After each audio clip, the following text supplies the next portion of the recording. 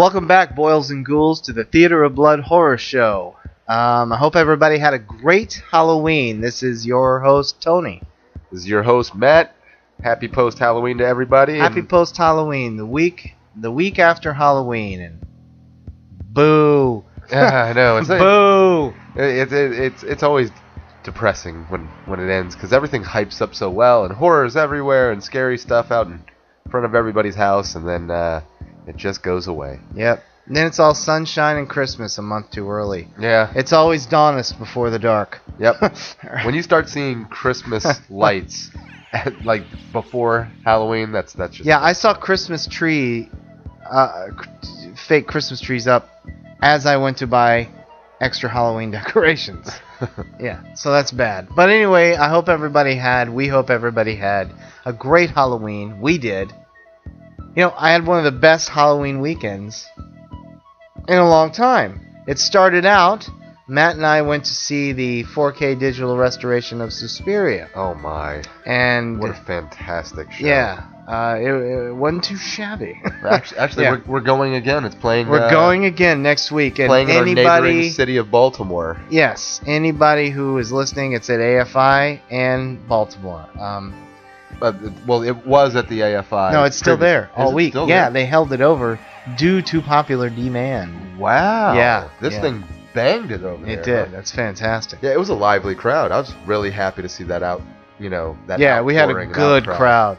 Lots of cheers and that was probably a film that I had been waiting to see on the big screen ever since I'd seen it, well over 2 decades since I'd first discovered the film, and it didn't disappoint whatsoever. No, and plus you saw it better than anybody's ever seen it. Yeah, it was always meant to be seen that way. Yeah, sure. With good surround sound, just big as life on the 4K screen. digital.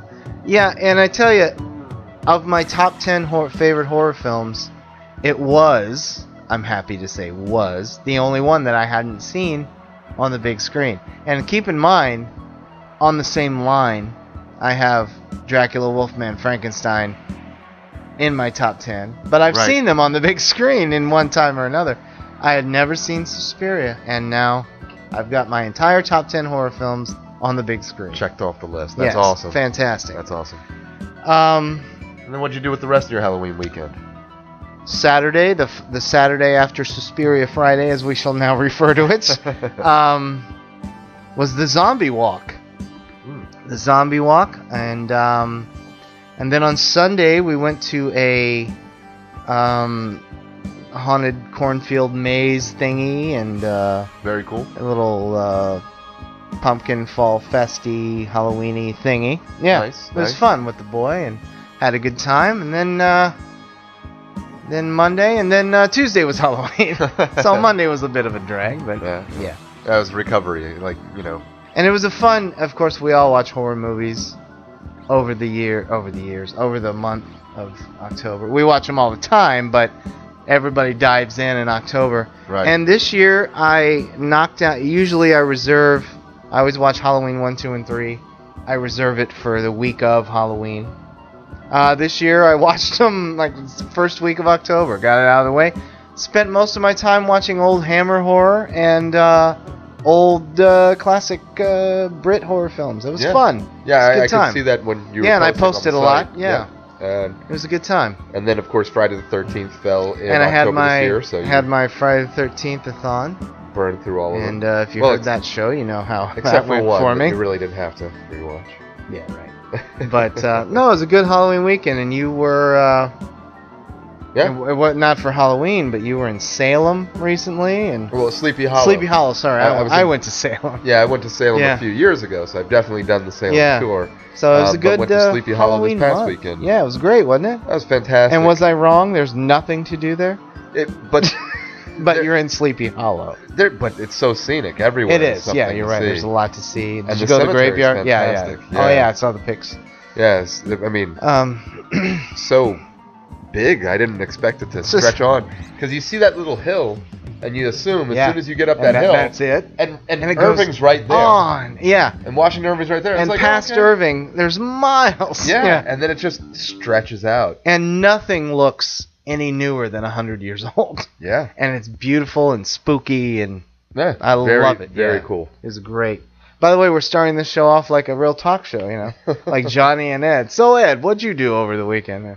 So I hope. Subject at hand. So yeah, very quickly, one last belated Happy Halloween. I hope everybody had as good of a month as we did, and this is one of the better, because there was a lot going on, better Hollywood Halloween months I've had in a while. It's great. That was a good time.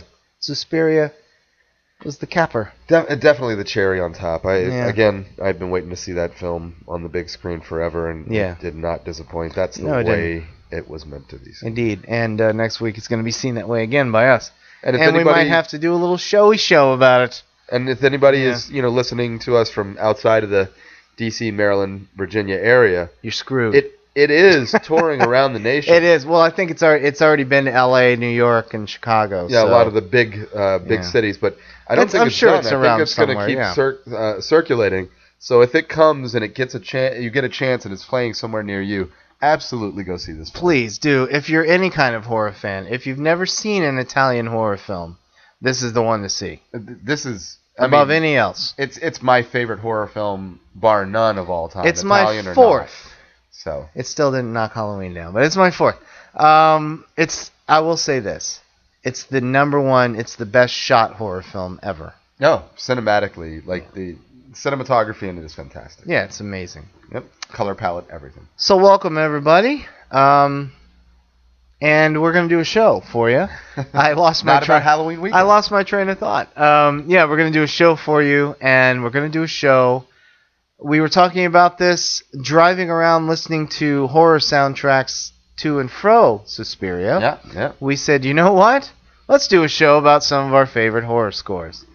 So we're going to do that for you today, right now. Tony and Matt's favorite horror scores. Probably volume 1, because we'll forget some, and a year later we'll do another show and add some more. Tons more. Yeah, and there's millions. Yeah, thousands. So would you like to start out? I don't care. Well, I don't give a shit. I might as well just jump into what would obviously be on my brain right now, because we just saw it in the theaters, and the score to said film is also equally as fantastic. Suspiria, done by the Italian progressive rock group Goblin, who are in Baltimore playing, I believe, Monday, and they were sold out. That's why we're not going to be there. Oh, wait, what's this? Yeah, it sold out immediately, and I didn't know about it until too late, or we'd all be there. Well, it shows how popular it is in all the areas. But I saw them 2 years ago in D.C. I don't mean to rub that in your face. Suspiria soundtrack, and this is a creepy, eerie soundtrack. It is absolutely terrifying. There are multiple, songs throughout the film, all done by the same band. He actually played the soundtrack while filming the movie. Yep. At a high decibel to unrattle his actors, because he had always intended to dub over everybody to make it more. That's the way the Italians made movies. Yeah, it's just the way they did it, and so he didn't care about blasting the music on the set while people were acting. You know who he got that from? Who would that be? Sergio Leone. He would show Ennio Morricone the scores to Good, the Bad, and the Ugly, Once Upon a Time in the West, and so on.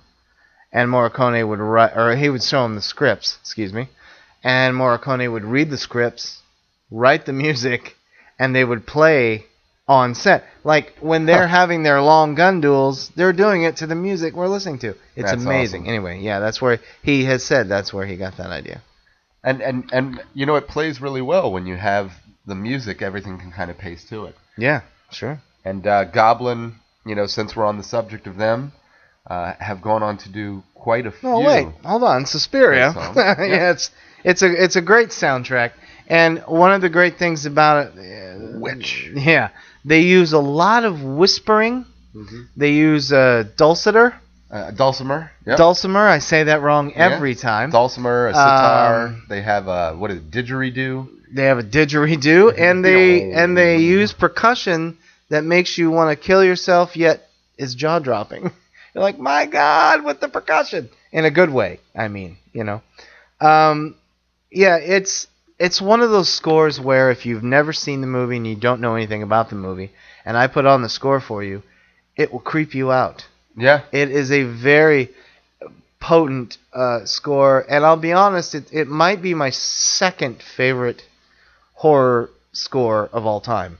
Yeah, it really is. It's just amazing. It really is. And yeah, there's a whole track that's not in the movie, but it's on the soundtrack, where he basically tells the story of the movie in a creepy whisper. She's a witch. It's fantastic. She's witch. Yeah. She's witch. Yeah. But yeah, I just wanted to throw my Suspiria 2 cents in. Oh, I mean, yeah. And again, speaking of Goblin, I'll mention one of their other films that they did with Dario Argento just previous to Suspiria. He did a giallo crime thriller, but very graphic in its horror, very horrific, still falls into horror. For those that aren't familiar with giallo films, called Profondo Rosso, or known here in the U.S. as Deep Red. Yeah, the Hatchet Murders. I hate that. Hatchet That's so Murders. dumb. And yeah, because not everybody gets killed with a hatchet. No. You know? Profondo Rosso is what you need, or just Deep Red will do. Yeah, and I believe Profondo Rosso, if you can find it, is the longer cut. So that's Yeah, the it preferred is. way to Yeah, see that's it. the way. And they did the soundtrack to that too, and it was It's a little more rockin', it's more of a rock soundtrack, but it works. it's just awesome. It And really fits does. the film so well. Yeah. One of the things I love that they do is, and they have this chord in the next one we'll talk about, Dawn of the Dead, and they use it, I think, once in Profondo Rosso, and a lot in Suspiria. They strike the guitar one strum, but a hard one, and they have the synthesizer sounding like chimes at the same time. So it's one continuous dong, but everything hits at once, and it's a frightening sound. And when you hear that sound, you know you are listening to Goblin. Yeah. That's a trademark of theirs. Something that they carry over very well. And after working with Argento, it opened the door for them to work with other great horror directors and artists. Yeah.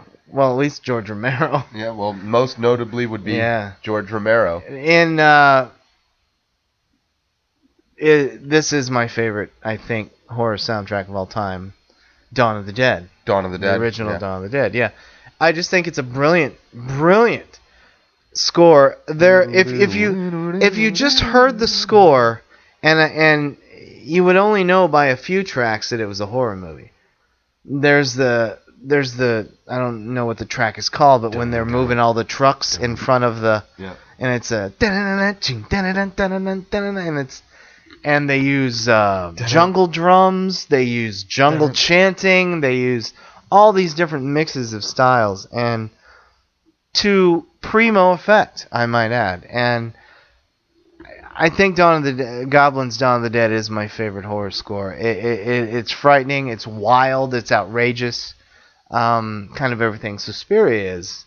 And it just fits perfectly. I don't think of any zombies, without thinking of them moving to the sound of Goblin's music from Dawn of the Dead. Yeah. I could be watching Walking Dead.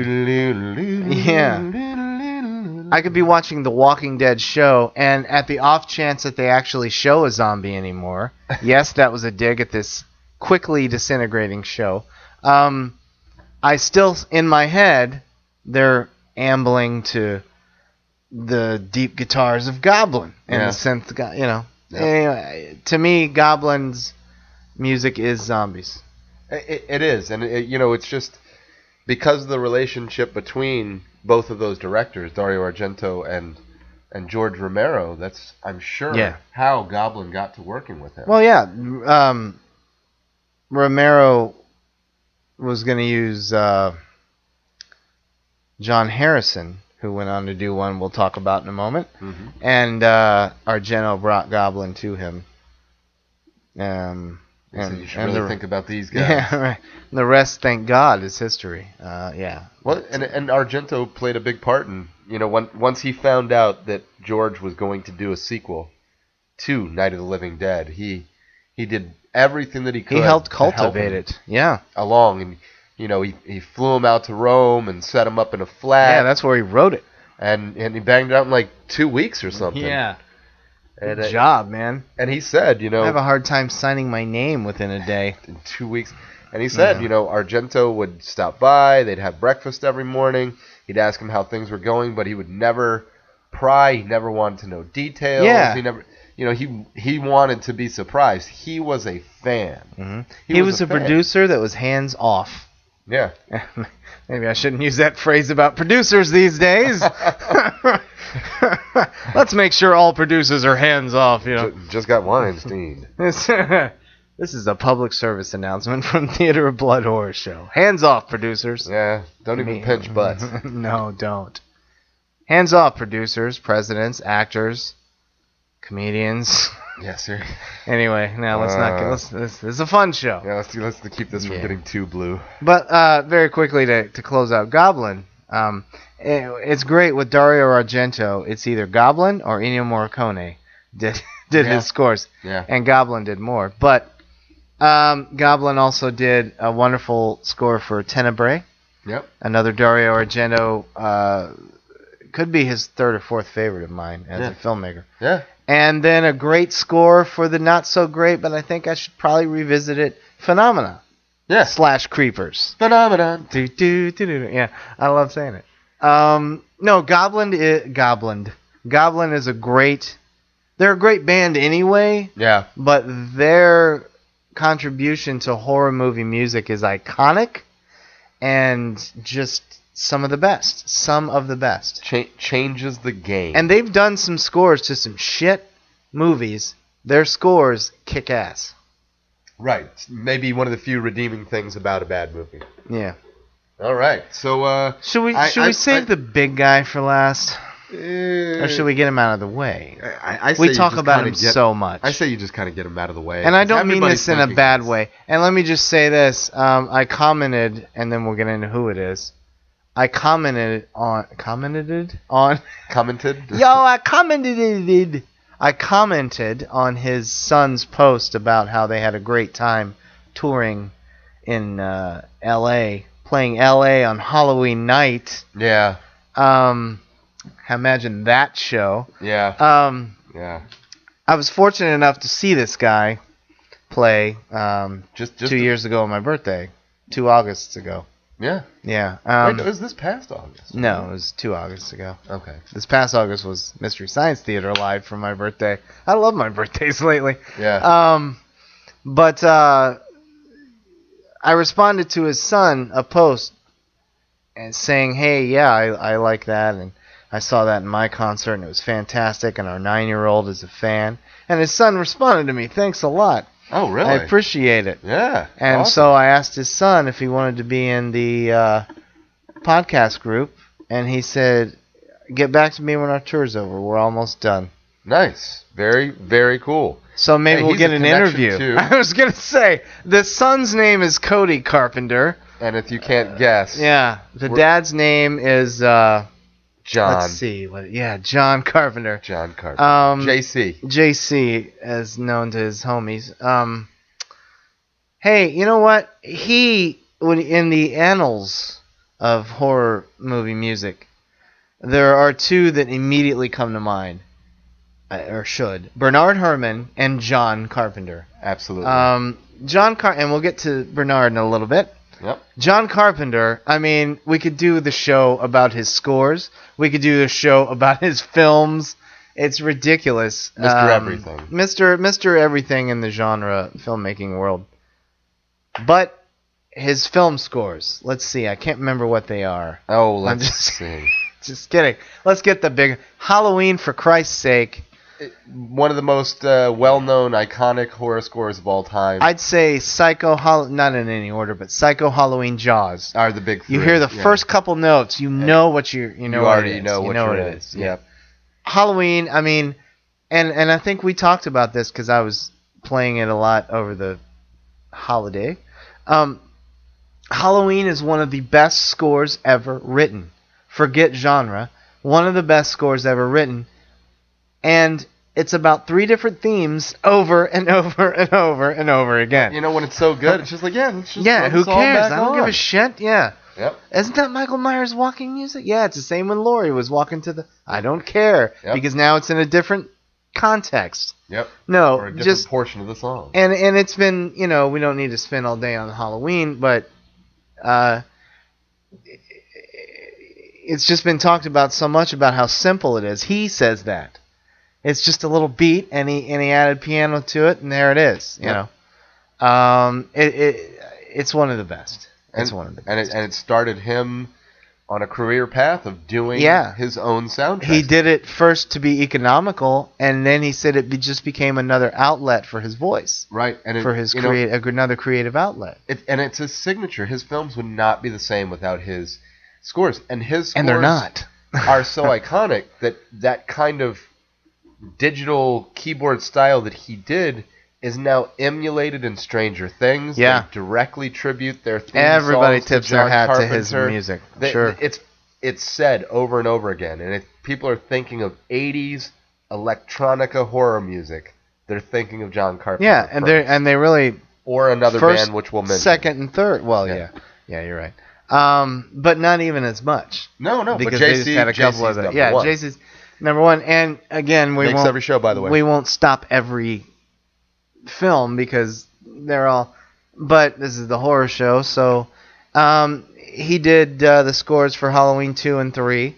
Halloween 3 is it's underrated all over the place. Yeah, but we put that in our hidden. it's an underrated score, man. The score it's in my top 2. I think it's my first or second favorite, even over Halloween. It's just a great score. Yeah, it really is. It's mellow. It's creepy. It's nothing too much. And my personal, I just said this, but I'm about to negate it. Probably maybe his most successful score for me as far as tone is Prince of Darkness. Yeah, Prince of Darkness is fantastic. God damn it, that's a great score. It's creepy, and it's non-stop in the movie. I don't think there's a moment without music. And it flowed to that film perfectly. It really did. That is his most underrated, I believe, and one of the most underrated horror films in horror film history. And horror film score history. That is a great score, man. It's a great score, and it's not talked about as much with all the other films that he's done. It's not. But with the setting of the church, having that a cappella accompaniment to his music, and adding the strings, it was a very complete horror theme to go with that film. It was. And you're right. You were saying The Fog. That was also another fantastic fog was perfect. Very simple piano. Remember the opening? You see the fog. You see the Antonio Bay from the lighthouse, and it's just a very soft piano, but it's a haunting piano. And then, of course, as the movie builds, then it he's got that boom. He does that a lot. He did it in Christine, another great John Carpenter horror film score. In the Mouth of Madness, where he added some rocking guitars. It was awesome. Yeah. Again, that could be a whole show. Carpenter scores iconic and ridiculously good. I think we've gotten the 2 big hitters out of the way, Goblin and Carpenter. Well, there's more big hitters, but the ones that have done it most consistently with several films. Very quickly, while we're on Carpenter, he had my personal favorite film composer do one of his scores, except he had him do it in a very John Carpenter way. For The Thing? For The Thing. Ennio Morricone, the maestro himself, did a John Carpenter movie, which to me is like, the sun and another sun bursting together and having some giant. I'm not. I don't know where you're going. I'm not finding the analogy here. I'm sorry, folks. That was becoming a giant black hole. It was a dead analogy, and then destroying the Earth. And wait, no, that's not what I was going for. It's like Scarlett Johansson and anyway. The Thing is a wonderful score by Ennio Morricone. Very John Carpenter-esque, but it's fantastic. It's almost like, yes, I'm going to have you work for me. Now do this. Yeah, right. Yeah, play. No orchestra. Play it on the synthesizer. There you go. Good job, Ennio. But it's an iconic score, I think. Yeah, And, absolutely. And very quickly, while we're on Ennio Morricone, a little surprise for everyone. One of my favorite, and I'm not biased, has Ennio Morricone done some weak scores? Well, okay, no, but they're not all iconic. But one of my favorite horror scores, one of the worst films I've ever seen in my life, The Exorcist 2, The Heretic. Ennio Morricone did the score. It is so good. There's lots of yelling. Like yeah, and heavy drums, goblin-esque almost in the drums, and it's a fantastic score. Those who don't know it, get it, see it, or I mean, listen to it, because it's a great score. All right. Yeah. So anyway. So we've knocked out two of the big guys. Yeah. Let's do another big guy. Well, go for it. Bernard Herrmann. Bernard Herrmann, synonymous with Hitchcock and Taxi Driver, by the way, and Brian De Palma's Obsession, by the way. His last score, well, Taxi Driver.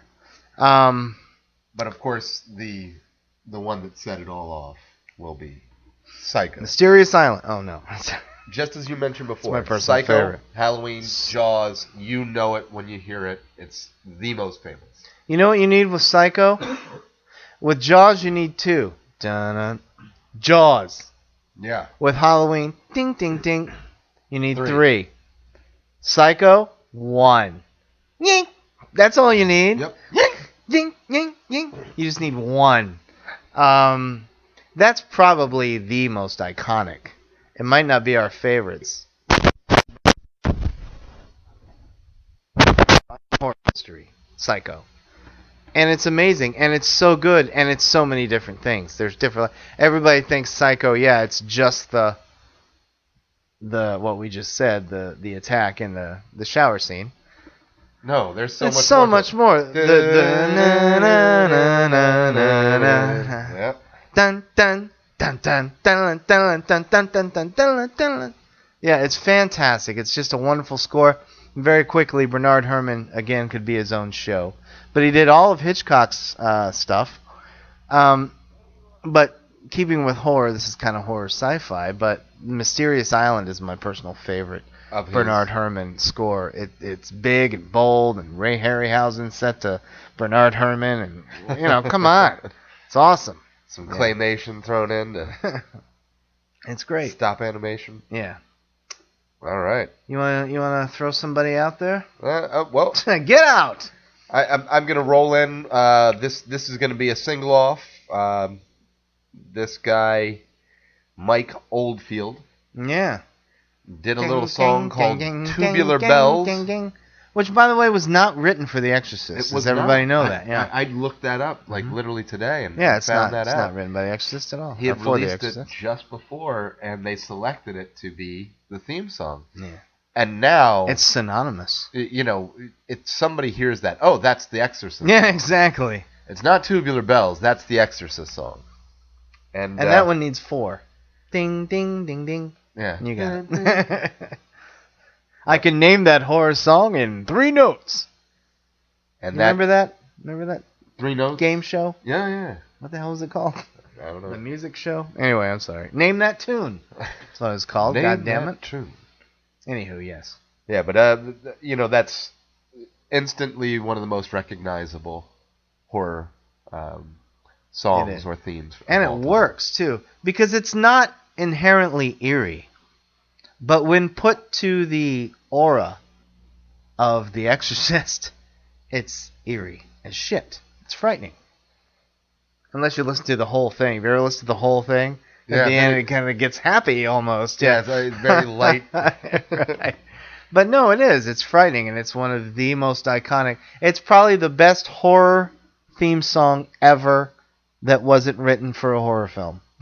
I agree. Well, we got one more candidate for that coming up.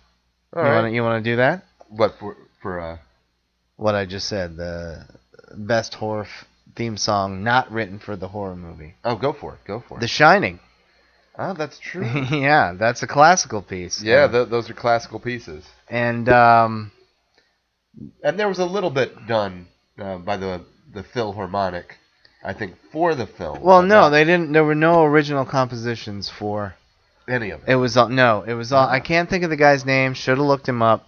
He does voice compositions. Bela Bartok or Yeah, Herbert- yeah. Thank you, Bartok. yeah. He does voice composition classical pieces. So all the that's Yeah. and then Wendy Carlos put it. Wendy, don't call me Walter. Carlos Yeah. put it all together and synthesized it up like she did for Clockwork Orange and. So lest we forget Wendy Carlos's contribution to the world of horror, you can in a way say Clockwork Orange. People look at that. You ask one person, it's a sci-fi, it's a comedy, it's a horror, it's Yeah. a drama. You know, A little bit of everything. For many women, it's probably horror. I don't meet a lot of women that like Clockwork Orange, but Wendy Carlos, Clockwork to a lesser extent, but The Shining, I mean. Oh yeah. It's iconic as well. Like we're hitting a lot of iconic scores. Yeah, that's right. Yeah. I mean, there's some parts in that when are just he's terrifying. going through the yelling at himself. you And know. the blood coming out of Yeah. the elevators and just splashing down the hallway. Yeah. When Danny comes around the corner and sees the two girls there, oh my. I saw them, by the way, about 5-6 years ago at a convention. The twins. Not that they were cute when they were little, but oi, woo, what happened? Anyway, that's mean. Well, we said we got some biggies out of the way. There are more biggies, but they only did a couple horror ones. Mm-hmm. So I'll go with little guy we like to call Johnny Williams. Old John Williams. John Williams. And we already spoke about Jaws. And the great thing about Jaws, and F you to anyone who says it isn't a horror film, because it is. Absolutely. The great one that thing, affected everybody. the one that affected the world entire Yeah. to this day and to the end of time. And every age. So for that alone, it should be everybody's number one horror film of all time. I agree. That's in my top 10. I remember watching it, just on network television as a kid. Yeah. It would get so intense, you'd have to get up and kind of like move around while it was happening because your adrenaline was just coursing. It made people Through your scared body. when they're standing in man-made lakes. Yeah. You know what I mean? I'd get in my bathtub and I was scared to put my head Yeah. underwater. Just like Psycho. Dun, dun, dun, dun. Psycho. Just like Psycho. Thank you. Just like Psycho kept people out of the shower. Yeah. Nobody feared what was on the other side of the curtain. Jaws, to this day, again to the end of time, since 1975. Now we all wonder if we can't see below our knees. We don't like that. I gotta be in clear water. I gotta be able to see down there. I'm a strong swimmer and I love the water and I love the ocean. I won't lie. If it comes to my mind when I'm out there, and I'm just like Jaws. If it just pops in my mind for a Going second, in. Like, you know what? It's time to get some sun. Let me just get a little closer to A little this. piece of pizza up there. Closer to Very yeah. quickly, a silly story. My wife and I were at Delaware, whatever that big beach is, when I first moved out here. Okay. Dover, is that right? Dover? No. Whatever the big one is in Delaware. There's Bethany, Rehoboth, Dewey. Oh shit, I don't know. One of them, one yeah. of the big ones with the boardwalk and. But anyway, we're Probably Bethany. We bought our floaties and we're out there and the water's choppy, we're just floating around on the waves and we're out, And my Allison yelled something at me and I'm like, what? Because I was like in a trance. It was beautiful. Yeah. And just for a millisecond, these 3 black fins, like right by me, I could have like grabbed on and gone with them. Oh wow. But in your head, sharks don't go whoop whoop. Yeah, that's more like a porpoise. Sharks come up and go down. They were dolphins, and Cool. and we watched them. But for a millisecond, I about shit the ocean because it was right beside me, and they were in unison. Because again, before 1975, I would have been like, "Hey, dolphins!" immediately. Right. Hey, dolphins, cool. I was terrified. Like, oh yeah, it's dolphins. I forgot. Yeah. Jaws is here. Right. Everybody out of the water. It's old Bruce. Right. Get the Kentner boy out of here. Anyway, that's a funny little story. Jaws, iconic. Very quickly, the great thing about that score, times 100, is the fact that, yes, it's got that a classic theme. But it's also, I mean, think of the other themes he has to that movie. Very adventurous, almost swashbuckling when they're chasing him with the barrels. Yeah, man, it's fantastic.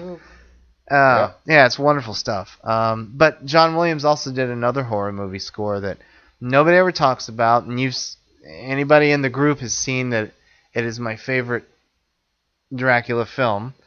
Frank Langella's 1979 Dracula, directed by John Badham.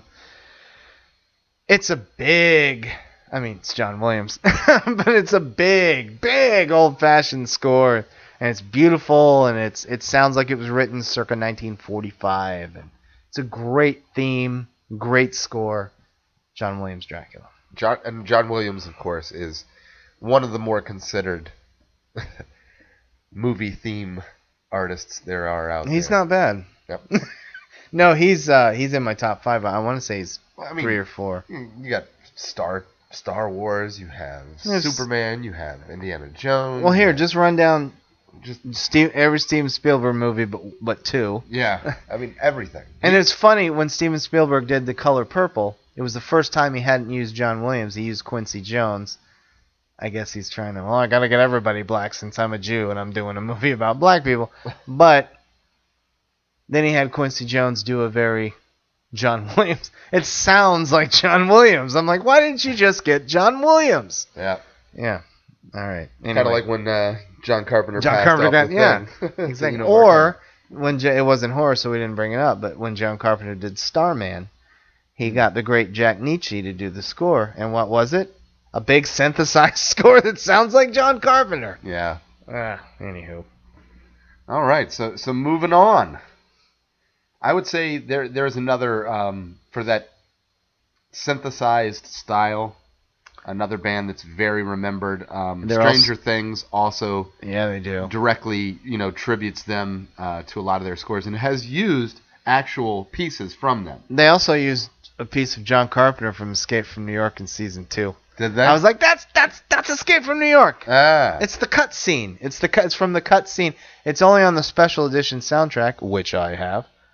The scene that they cut, but they added it on the special edition. Okay. Where you see, what's his name? Snake Plissken. Snake Plissken. Snake Plissken. They've just done the bank robbery and they're trying to get away and they get caught. You get to see it. Okay. It's on the special feature. But anyways, it's that piece of music. Yeah, it was great. And what scene was it in? It was when it was unfortunately, it's the one episode I didn't care for. In season 2, when she goes to Chicago, the Warriors episode. Yeah, very quickly, and then we won't spend time here. But Stranger Things is so authentic in its 80s, whereas most movies beat you over the head. Look, we're in the 80s. It's just very natural. Everything's fine. But when she met with that gang in Chicago, it felt forced. But the way they looked is a very 80s Hollywood version of punks. Right. Like the guy with the oversized thing and the chain and the thing. I'm like, no, that's phony. Nobody. Yeah. That's like a bad guy from Tough Turf from 1980, whatever. Yeah, anyway. Anywho. Yeah. But you're going to say, not only are they. Oh, yes. Yeah, I gotcha. So, not only are they one of my favorite film composers and have done 3 of my favorite scores of all time, they're also one of my favorite groups. If this is who I think you're about to bring up. Well, the first part's a fruit, and then the second part is, where Freddy can get you. Yeah. So we're talking about Apple Nightmare. Oh no, Tangerine Dream. Tangerine Dream, a fantastic group. Rest in peace, Edgar Frost, who died last year. Yeah. You want to go ahead? Fantastic. So Tangerine Dream, yeah. There's an underseen, underappreciated horror film. I would love to see the super long cut that he's always wanted to put out, done by the great Michael Mann, which is called The Keep. The Keep. And the soundtrack to that film is fantastic. It is amazing. Short of amazing. The visuals in that movie are amazing, and rarely do visuals fit so well. Well, not rarely, but. To a soundtrack. Tangerine Dream was the right choice for those visuals. Here's the thing. I think I hate the movie, but I hate it so much I love it because I know there's a better movie in there. And visually, I don't give a shit. I'll watch it. I watch it once every few years. Yeah. And every there's time some I'm like, great God stuff damn in it. there. But There's some great stuff in there. It's a 90-minute movie, 92-minute movie that the studio cut from Man, and Man had almost a 2.5-hour movie. Right. So he said the whole movie, they redubbed Ian McKellen for some reason. Yeah. And it doesn't make any sense. I hope someday. Yeah, it's just like Scott goes, Glenn is just like, revisits it. all of a sudden I'm here in the town. Yeah. You know what I mean? And I'm going to lay her real quick and then go to battle. And that's it. Yeah. Really, I think he looks weird at a guy and he falls over or something. But yeah. Yeah. And he goes to fight Malakah. There's a good movie in there somewhere. I tell you, the book is fantastic. And there's a good movie I in want to read that. Do and you have that? Yeah. Let me make sure I still do, but I think so. If you do, I'd love to borrow that. It was a trilogy, wasn't it? Yeah. I only have the Keep, but yeah, I'd love to read it. The visuals in, I mean, we're getting off track here, but the visuals in that movie, that's why I revisit it every so often, is it's some of the best visuals I have ever seen in films. Some of the most amazing set design that I've ever seen in films. Yeah. In films. Yeah. It's an I just hope to God someday we get the full. The real because cut. guess what? Then we'd also get the full. On YouTube, you can find the full Keep soundtrack. I have the Keep soundtrack that was released in America.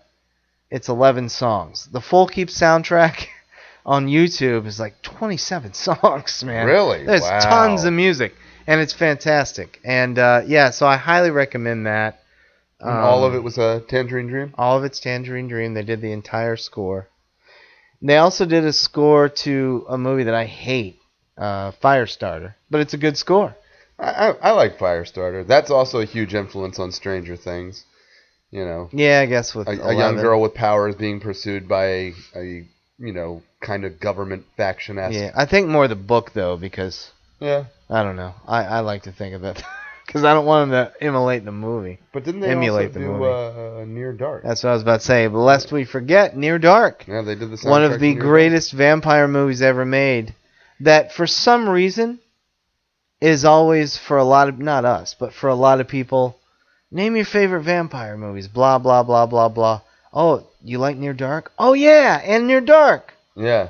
I don't know why. It gets forgotten. I think it's because it got overshadowed coming out the same year, I believe, Lost Boys. as The Lost Boys. Yeah, And Near Lost Dark Boys wasn't a box office bonanza. But Lost it was Boys a- was. Near Dark was found on video. Right. Lost Boys, yeah. Lost Boys blew up. Exploded and everybody saw that. Yeah. I love them both. Near I Dark do is too. the masterpiece, but I love them both. Yeah, yeah. Yeah, Tangerine Dream. They do great scores, man. Or they did. And they're done. Yeah, but They then, will be no more. and that again, that synthesizer style. Yeah, So- they have that great synthesizer style. And I'm seeing a pattern here. With you and I, our favorite horror scores are synthesized. Yeah. You know? Well, Right. it works. It 'cause does. You have so much more range that way. I agree. And you can do so many. I mean, you can do so much. Here's here's a guy, Jerry Goldsmith, my third favorite film composer. And yes, I have a list. Of course, Jerry Goldsmith, my God. Patton, everything. He's done tons of things. It's ridiculous. He won an Oscar for writing a horror movie score. Another horror movie that I think I could be the only horror aficionado who does not like this movie. But Goldsmith did the score and won the Oscar for The Omen. Ah. Yeah. Destos. Dominus. Yeah, it's great. Yeah, I it love really is. I own the score. That's funny. I forgot that on my list, but at the moment you said it, I was like, Yeah. that's one of the best. Right, and he did the score to the second one too, which is good. Yep. And he also did another score that nobody ever thinks about. And if you listen to it, and I have it as well, if you'd like, it's more iconic than you think. Poltergeist. Really? I mean, listen, those themes. Yeah. First, this number one, I like what he did with the sounds of it's supposed to be like the ghosts. Carol Ann and the other. Yeah. Yeah. And then he used the score at the beginning of the movie, and anytime the TV comes on, he uses the string section, and it almost sounds like power turning off. It's like, and then something happens, and then of course it was produced by Spielberg, so the John Williams-esque la la la la la la. It's a great score. I love it. It's one of the, I'd say, top 25, maybe even 15 best horror scores. That's a good choice. I love it. Something I definitely didn't put on my list, but. And one more Goldsmith horror score. It's horror. It's a lot of things, but it's horror too. The wonderful Gremlins. Ah. Dun dun dun dun dun dun. My son can play that. Yeah, Gremlins, fantastic. Wow. Okay. I love Jerry Goldsmith, but it's nice. It's nice to know that my top 5. I don't think John Barry did a horror score because he's my second favorite composer. But the rest of my top 5 have dabbled in horror. So I like that. I'm happy. Yeah. Makes me happy. Makes me feel fine. All right. Well, then I'm going to roll on, and I'm going to say one of the most popular horror films of all time. Definitely one of the most popular horror characters of all time. But a lot of people don't talk about the main theme. And that is Charles Bernstein? Charles Bernstein. I'm a Nightmare on good Elm guesser. Street. Yeah. Nightmare on Elm Street. That, That's a great one. That's iconic among the horror world. It definitely is. And people know the nursery rhyme portion of it. Yeah. 1, 2, Freddy's coming for you. Mm. But that whole song is terrifying. It is. It makes you feel adrenaline. That opening shot for Nightmare on Elm Street. With Tina being in the boiler room. Yeah. And the echoey the drums. Lamb runs by. Down. Mm-hmm. Yeah. Yeah. That's yeah, the lamb. What the hell is that? Yeah. Yeah. Just like all of a sudden a lamb. And there's by. a lamb. Yeah. Right. Okie dokie. But that's how you do it. Yeah. No. It's a great score. Sorry, folks. I just scraped my ring on the mic. It's a little chilly in the studio tonight. Having some problems with our heater compressor. It's a great score. I like it, and it is among. I don't think it's unknown, obviously, because the film. No, is yeah, very well it's known. definitely But iconic in the horror world. When people talk about theme songs, it doesn't often get mentioned as much as a lot of others. No, it doesn't. And I think it deserves to be. Like it's a terrifying theme song. And no, it is. It's a really creepy score. Yeah, if your goal is to scare people with just the music alone, it does its job. Yeah, it works. Well. Charles Bernstein, Nightmare on Elm Street. Mm. While we're on iconic killers, we would be remiss not to bring up Friday the 13th, Harry Manfredi. Yeah. Yeah. It's a good score, and it is. And the is iconic. And like we were talking about before the show, it's a big rip-off of Bernard Herrmann, because the rest of it is... The strings are too... Yes. He feels the strings are too close to Psycho. Yeah, they are way which too I close. can agree. You can tip agree. your hat. Like we were mentioning Stranger Things. Yeah. And It Follows by Disaster Piece. Is that who does I was it? going to mention that one on I'm its own. sorry, Like, I didn't know. I apologize. That was one of my favorite horror theme songs that's come out in recent past. But they tipped their hat to Carpenter, to Tangerine Dream, without saying, we're going to do a Carpenter-esque score, a Tangerine Dream-esque score. Yeah, and they still were me, able to do something original. Yeah, Manfredi does. He's like, I'm just doing Bernard Herrmann over my very original and iconic. Right. He came up with that, and that's great, and it's cool. And he laid it over a Bernard Herrmann. He might as well, Bernard Herrmann was long dead, but it wasn't as like, I still feel, if you want to talk about ripping off Psycho, that was Reanimator. Well, yes, but that was done mucho purposely. Like he said, we're doing Psycho for the music. Right. He did that. That was, super on purpose. It's super on purpose, but still, that's And I'm that's being a more little of a harsh. direct rip-off. Whereas at least Friday the 13th, it had strings, it had things that were similar, Yeah. but it wasn't the same song. No, I know. Yeah. And in the other case, it was the same song where Yeah, he it just is. instead of going dun dun, it goes dun dun. Yeah, I know. Change You're right. one thing. It's like I kind of feel like it's Vanilla Ice arguing about. Right. Yeah, You know, it right. goes din, Mine din, goes din, ding, din, ding, din, ding. Yeah. shh. See, it goes Yeah. at the Yeah. end. That's different. Right, that's a good point. Yeah. And I am being harsh because the theme to Friday the 13th is good. It is. Thank Christ, because Not a big because the fan of rest the of them film. go fuck themselves. Here, I've got one for you. You still like 2 and 4 though. Yeah. I have one for you. This will shock you. Another one that I don't like, but the music is phenomenal. And guess what? It's synthesized. Phantasm.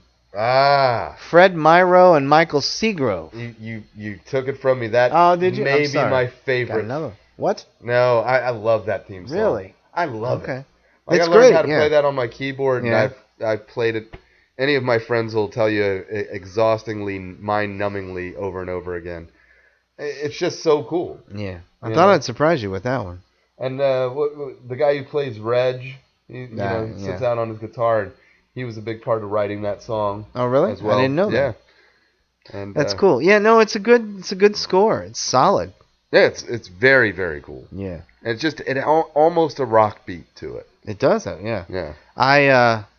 It's no secret that I'm not a fan of Phantasm, but I don't hate Phantasm. Let's get that out there. I am sad that it played recently at the AFI Yeah, for the restored Halloween version of weekend, that, too. and I'm hoping that they'll recirculate that back in because I want to see it. I'd go. I'd Yeah. see it. Yeah, I want to see Definitely, that on the yeah. big screen. Um, I am a fan. Boy. right. But no, it's a very good score. Again, synthesized. Fabio Frizzi, Mm. The Beyond and Zombie, Yeah, or Zombie 2, whatever you want to call it. It's got like 5 different names. I know. It's Zombie Flesh Eaters, Zombie 2, Yeah. Dawn of the Dead 2. Yeah, it has that moniker. Well, because the reason they called it Zombie 2 is because when Dawn of the Dead was released in Italy, it was released under the title Zombie. Zombie, yeah. And so they tried to cash in on that and make that an unofficial sequel. I have the Dawn Even though of the Fulci Dead. wasn't trying to do that at all. Yeah, right. I have the Dawn of the Dead soundtrack, the Italian version, in my Amazon cart under the title Zombie. It's only 9 tracks. Yeah, And the it's Italian $100-something, so it's gonna sit there for a the while. Italian cut for the film was shorter, darker, and left out a lot of the happier points to it. Yeah. Which the movie suffers for. It does. But at the same time, it is a darker version. It is. It is. Yeah, the humor is almost all but gone. Yeah, it went bleak for the sake of bleak. Imagine the opening sequence of Dawn of the Dead where they go into that apartment complex. The tone of that is the entire tone of the Italian cut. Yeah. Right. Very, very dark.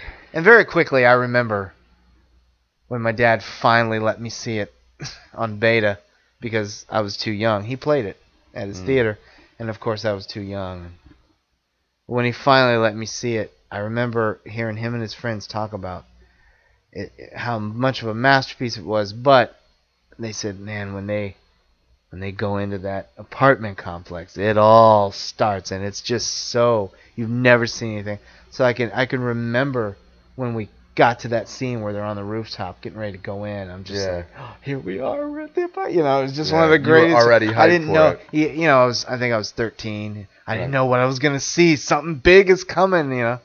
Yeah. Anyway, little side note, Your Honor. Yep.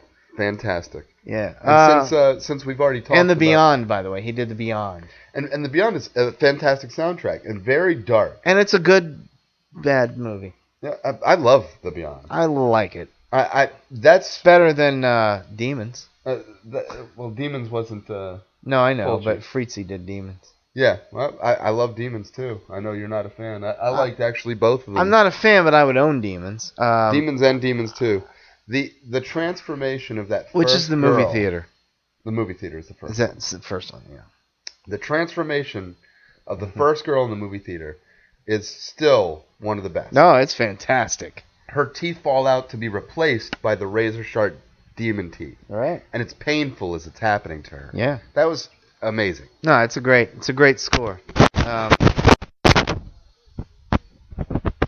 German composer that I love does music for most of my one of my favorite directors' films, Werner Herzog. Popol Vuh, I think that's how you pronounce it. I believe Popol Vuh, but we would be Werner Herzog. Werner. I love his. By the way, if any fans of Rick and Morty out there, he had one of the best, cameos on. He was on it?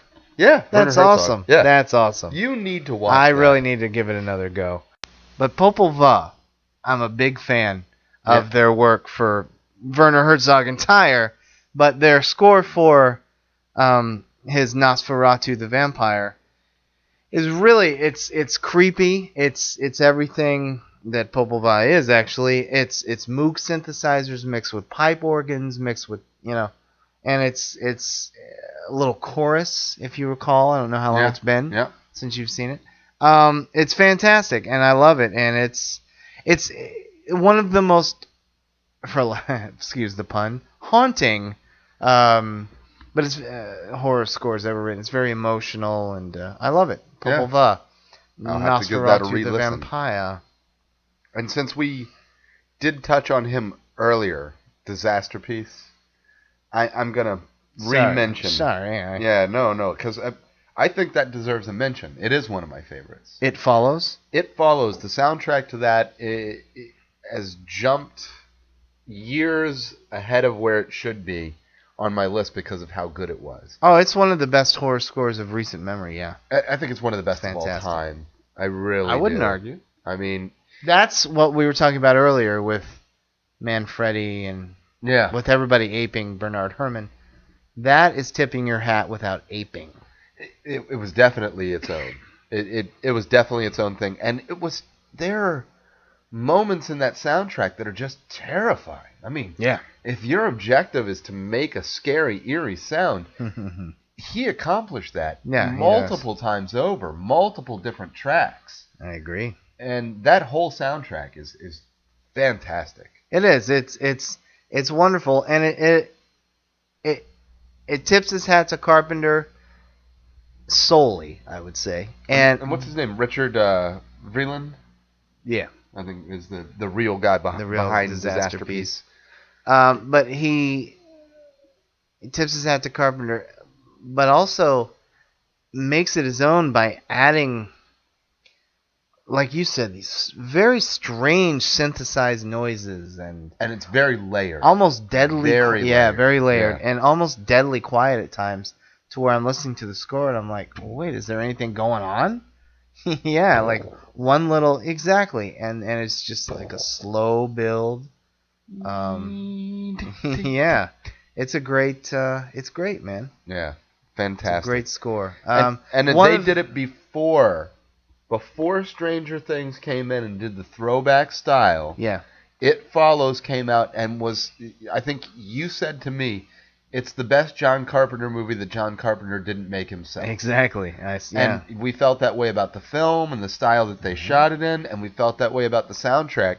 And before Stranger Things brought this nostalgia back for the old synthesizer style, It Follows did it first, and Disasterpiece did it. Yeah, first. you're right. I agree completely. A few years before.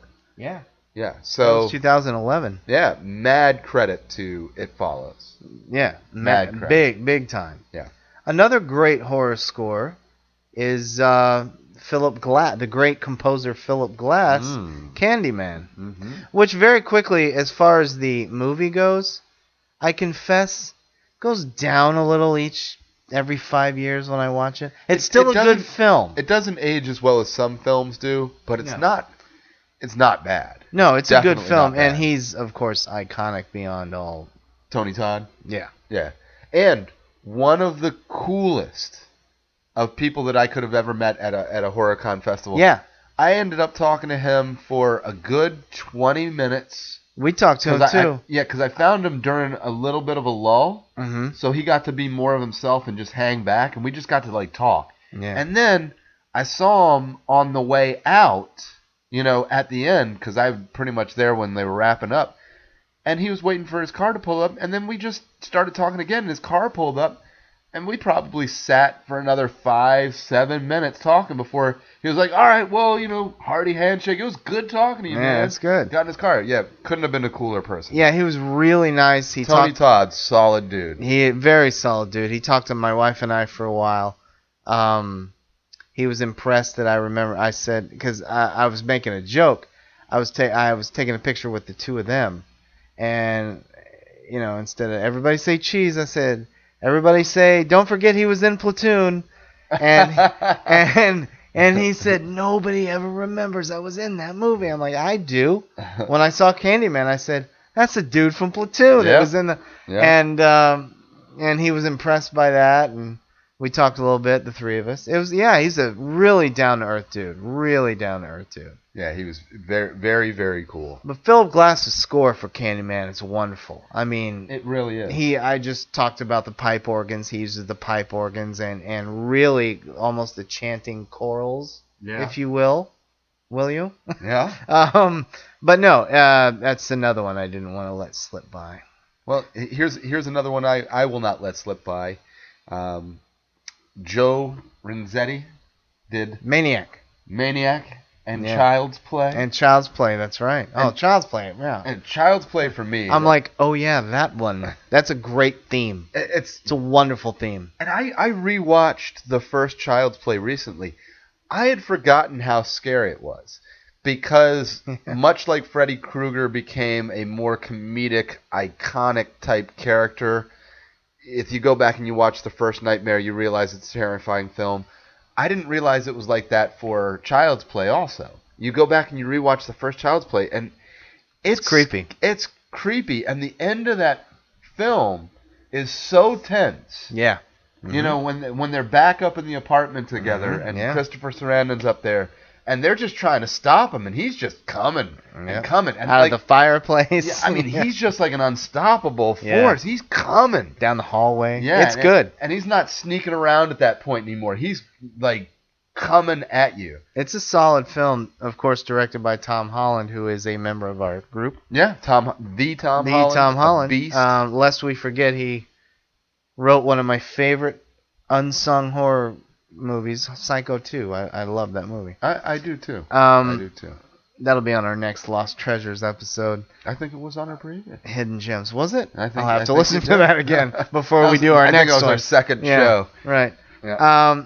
Another, but no, yeah, you're right. Renzetti, his score for Child's Play and Maniac, fantastic stuff. Fantastic. Howard Shore, the great Howard Shore, who's gone on to win Oscars for the Lord of the Rings trilogy.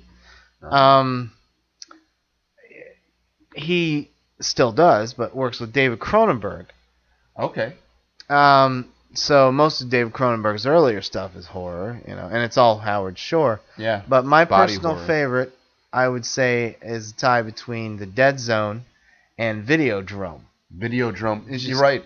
Old school, deep strings. Yeah. Bass and yeah. Bernard Herrmann, not esque, but the style of the classic composers such as Bernard Herrmann. Gesundheit. But no, his work, all of his work for Cronenberg is great, but as far as horror scores go, for me, his work in Videodrome and Dead Zone is just fantastic. They're great. So they're powerful. They're powerful.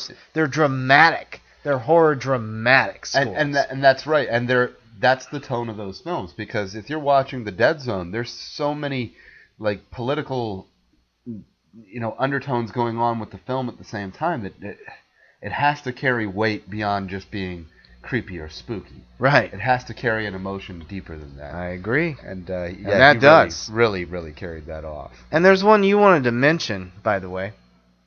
Oh, yeah. I'll let you do it. For me, not a very scary song at all. But I think everybody, when the initial Saw came out, that song was part of what made that film so popular. And the film didn't go for scare so much as it went for intensity. Yeah. And the first Saw is in no way, shape, or form one of the most terrifying films I've ever seen. No. But it was a very enjoyable lest ride we forget the whole it. way through. The first Saw was great. It's a great movie. Yeah, exactly. And that's really what springboarded the guys that have taken over Hollywood, and the only people really doing anything successful in horror in Hollywood right now, Wynell and Wan. Yeah. You know, that's where they James started. Wan has turned into quite, and I stand by this, he is a new master of horror. He really is. And that's where they started. And that film... Keep your toes out of my franchises, Juan. You've got your own. Seriously. Right. But he, he's still getting paid off all the spin-offs and Sure. things like that. Saw's still going. Yep. We're getting Jigsaw later this year, right? I've got Or it. did it already come out? It came, yeah. Yeah. But I mean, he's still making money off that. But that ending theme song. That's it, and that's the first time you hear it. But that became the Saw theme. It was. But when you first heard it, to go along with that, plot twist, that one of the best plot twists in movie history. That's that up there drop. with Sixth Sense and when, Fight Club. It starts at a lower decibel, and then game over. Yeah. Slams the door, tipping its hat to Texas Chainsaw at the same time. Right. And when he slams that door, and then they boom the music, it was so good. Like it gave me tingles. Yeah. And so it has to get a mention. Oh no, I agree with that. Yeah. Like you said, and we talked about this before the show as well. Is it horror-esque? Not really, but in the context, yes, it works. Yeah. I've got I had to mention it. No, yeah. And I think we it got a belongs. few more, and we're a couple coming more, and close we'll to- wrap up. Hey, we got to save some for part 2, right?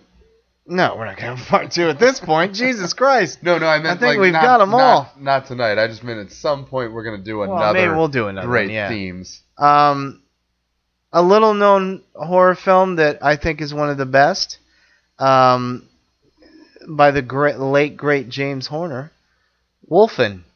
Ah, Wolfen. Yeah. Are they werewolves? Are they shapeshifters? I don't know, but they're mad about the ecosystem in New York City. Wolfen, James Horner did a creepy score. He's famous for his echoing trumpets. You remember it from Aliens and everything. And he does it subtly in Wolfen. Yeah. And he makes it creepy. It's a wonderful score. I just want to, no need to dissect it. It's a wonderful score, and it needs a mention. And very quickly, while we're speaking of wolves, The Howling, my friend, is a great score. Yeah. And that's a fantastic score. It is. Oh, sorry, Pino Donaggio. The great Pino Donaggio, who does all the stuff for De Palma, which we could technically count Carrie, Dress to Kill, to a certain extent Blowout, as horror films.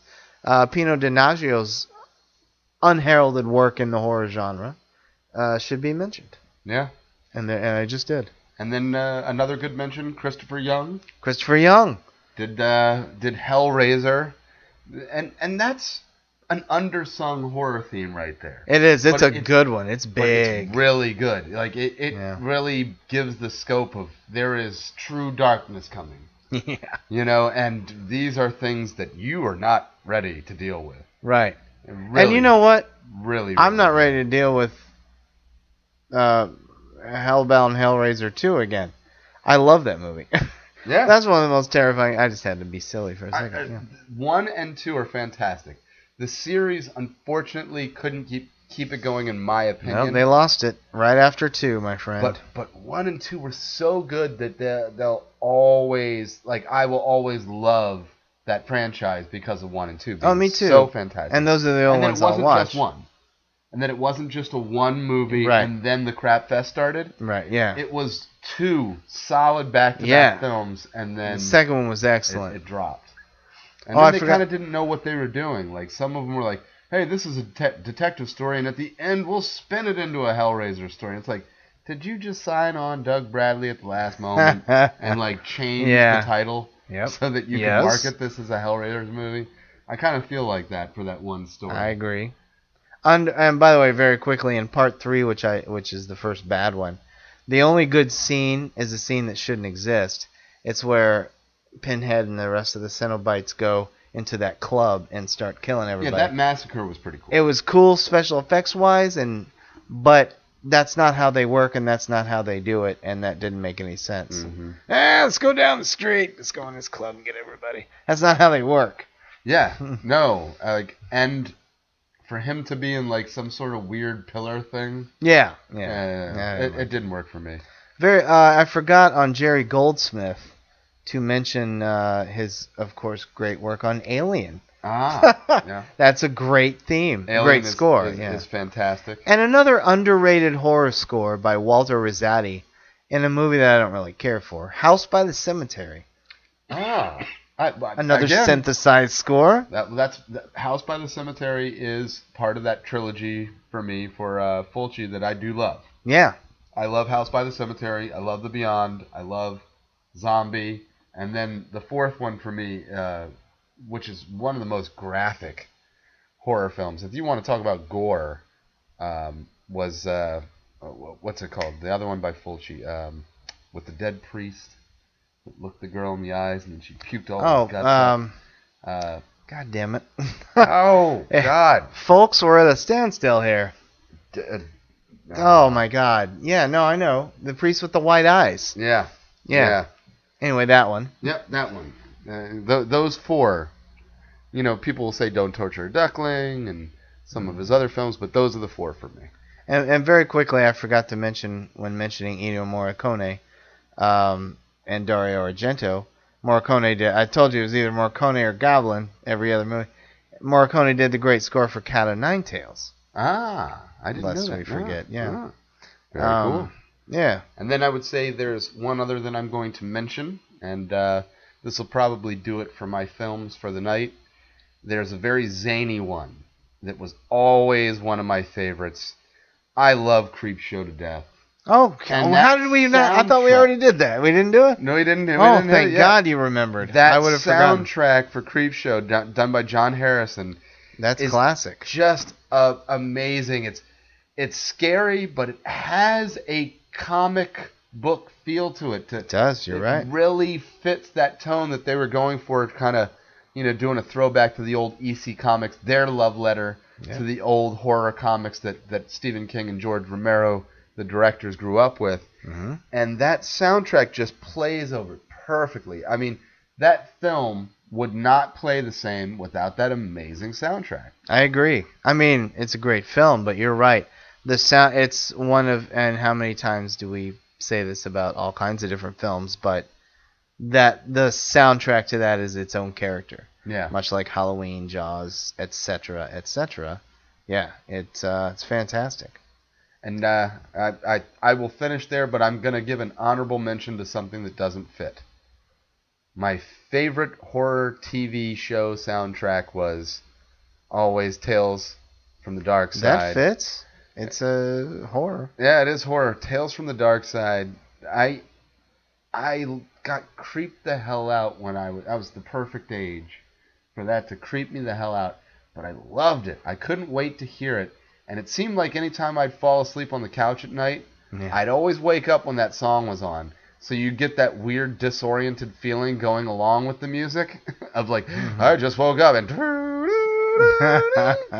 It's very simple. Very simple. But it is very simple. That will always... If somebody mentions horror music, it's something that will always jump to the forefront of my mind. Good old Johnny Nobody Harrison. else really thinks about. No. Yeah. Or I'm sorry, no, he didn't do that. Who did Tales from the Crypt? Crypt? I don't know who did the theme I want to song. say it was Danny Elfman. It might have. I know Danny Elfman did the theme song to Tales from the Crypt, but I don't know if he did that sounds Elfman-esque. I don't know if he did the Tales whole from the series. Dark Side doesn't sound Elfman. Oh, did you say Dark Side? Yeah, Tales I'm from sorry. the Dark Side. I'm sorry. Tales from the Dark Side. Sorry. Tales from the Crypt was fun, campy. Yeah, that was great, but Tales from the Dark Side creeped me out. Yeah. Creeped me out. I could stand to watch Tales from the Dark Side again. I have, unfortunately, it was a bootleg because that's all that was available back then. But I do have the entire series on a bootleg. Let me get through Tales from the Crypt first. I don't want to have all your tales in my house for too long. John Harrison, by the way, who did Creepshow, also did Romero's Day of the Dead. While it's not an iconic or even really excellent soundtrack, it's good. Yeah. But after Goblin, you're like, why didn't you just stick with Goblin? What are you doing? Yeah, just do Goblin again, man. Yeah. All right. Any last mentions for yourself? No, I think I'm mentioned out. We really did good here. Yeah, we covered some great music. This was a pretty fun show. I enjoyed this a lot. So if any of you haven't seen these films, go out and check them out for nothing more than the music the next time around. John Harrison did the music. I just looked it up. To Tales from the Dark Side. He did. He John Harrison. certainly did. Yes. Ah, that's awesome. Well, there you go. Awesome. No, this is a fun film. Fun film? What is this, a Fun show? show. What are we? It's a very fun show. And now, Topo Gigio. And there's dancing. No, this is a fun show. I enjoyed it. I knew I would. I knew we'd have a good time with this one. And I'd like to say something on air, if I may, that I've enjoyed all the shows we've done together. And this is it. I quit. No. We do go a little long sometimes, but who cares? There are shows that go longer. Yep. And we have fun. We like to make this show a very natural show, and it is. And we get a lot of kudos for that. And it'll be the same way when we do have our guests coming up. But I just want to say that over the past 5-6 shows, we already had a groove, but we've really found, I'm more comfortable. Yeah, I would agree. It's becoming natural. It's the way it should be. Yeah, and I wouldn't want to do this show with anybody but you. Yeah, well, maybe John Carpenter if he would do it with me. I'd say, I think I'd kick you off. Well, John Matt, Carpenter, why don't you just hold the mic for me, will you, buddy? I'll be like, I will play second fiddle to John Carpenter. Exactly. That's okay. But no, I just wanted to say that this is a fun show. I'm glad hopefully we're going to be doing this for a long time. Me too. And good things are coming once we get that goddamn website up. I wish I knew how to do it. And anyway, I love horror films and I love this show. I do as well. And the moment that you and I became friends, I knew that we would do something together because we were already doing shows just by sitting in your basement and talking. We were. And I remember we said, we should do a podcast. And we've probably done 300 podcasts in my basement, hanging out till 3 in the morning. And totally when we met, it was just like, oh, so this guy says he knows horror. I'm like, all right, let me see. And you thought the same thing of me. And I believe I came right out with Argento. Yeah, with 5 minutes of talking to each other, we're just like, did we just become best friends? I think we did. We did. Oh, and I won't put my nutsack on your drum set. My drum set's a guy, so that makes you gay. If you guys like good comedy, you'll get that reference. All right. Well, anyway, let's. Yeah. I think we've done the show. We did it. It was a fun show. I look forward to our next one, whatever the hell it is going to be. When I edit these shows, I listen to them, and I'd say every 3 out of 5 shows, my last words are, whatever the hell the next one's going to be. Just to prove to you folks, we don't have these lined up for the next 6 months. We talk about it for a week, and then we do it. Do a show fresh for the people. Yeah. On that note, we'll wrap up the show and see you next time. Stay scared, everybody. Peace.